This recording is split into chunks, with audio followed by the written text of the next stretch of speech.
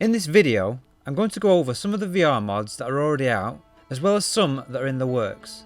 To be clear, this is PC VR only, so it doesn't include any Quest only mods.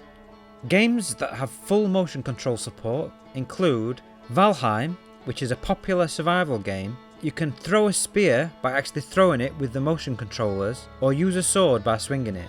You've got a full body with arms and upper body inverse kinematics, and finger tracking for the index controllers. GTFO, which I believe stands for Get the Fried Onions. This is a team-based hardcore co-op game with a horror theme and great atmosphere. The mod has got two-handed weapon support, and you have to swing the hammer to use it. Risk of Rain 2 is a fast-paced co-op roguelite shooter that normally plays in third person, but it's been modded to work in VR in first person with motion controls. Doom 3 BFG has had a VR mod with full motion control support since back in 2016. Outer Wilds, which is an excellent space exploration time loop game, has really good VR support. It's not great for people with weak stomachs, but it's such an amazing experience if you can handle it. There's also a bunch of other games that you can play in VR which don't have motion control support. These include Alien Isolation, a game about a xenomorph that likes to be on its own, so it eats anyone that comes near it. Grand Theft Auto 5, which actually plays great with a steering wheel mod that lets you play with wheel and pedals. Red Dead Redemption 2, although it's worth mentioning that this one's behind a paywall through Patreon. Mafia the Definitive Edition, which is made by the same modder, so again you need to pay to get access to it. Subnautica 1 had VR support, but it had some issues. Luckily there's actually a mod which fixes a lot of them. The sequel, Below Zero, doesn't have official VR support, but thanks to some modders it now works in VR, and there's even a mod in the works which has full motion control support.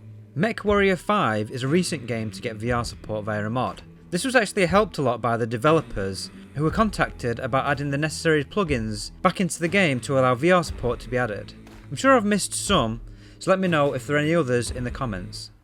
But that isn't it. There's actually a growing community through the Flat Screen to VR modding community Discord. Link is in the description.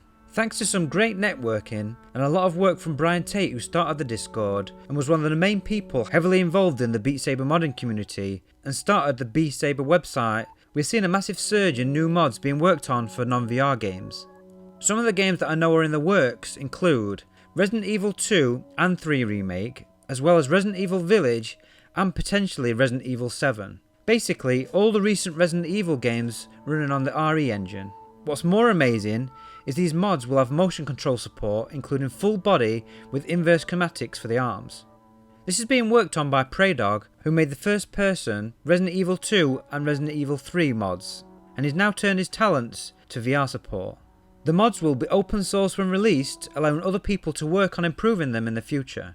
This is a big one, and judging by the amount of people asking when it will release, it seems to be high in demand. He's also getting Devil May Cry 5 working in VR, although this will be the standard flat game camera perspective with no motion control support, but it'll still be a lot of fun to play in 3D with full head tracking support.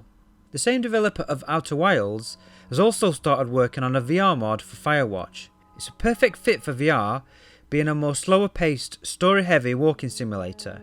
It's going to have full motion control support, and you can actually play it right now in early access form through his Patreon, which is only $1 a month. Zelda Breath of the Wild has been teased to be getting VR support through the Cemu emulator. This will be gamepad only, I believe, and I'm a little concerned it will get shut down by Nintendo when it releases to the public, but it's still one to look out for.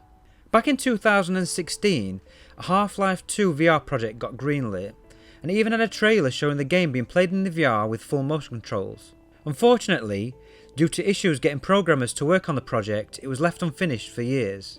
Now, thanks to Brian's networking and the Discord, the project has been revitalised. Dr. Beef, who works on a lot of mods for Quest, is now working on the game engine and has made some amazing progress, and some other big modders in the Half-Life 2 Gmod community are on board, including the modder responsible for the weapons that can be played in Gmod with full manual reloads. The plan is to get the mod to a playable state, then release it to the public open source. This way it doesn't die this time, and other modders can work on it, adding and improving to it. Sometimes I think that life is strange. Life is Strange Beyond the Storm is getting a VR mod with motion controls and should be releasing very soon.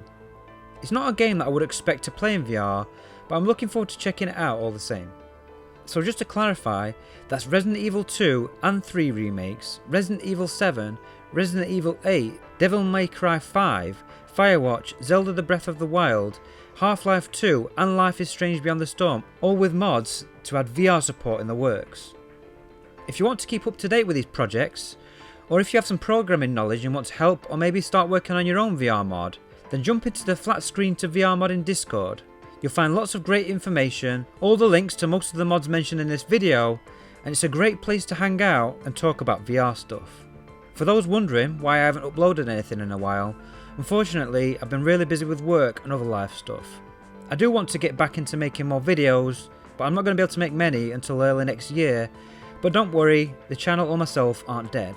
If you want me to keep living, then make sure to subscribe so I know that you care.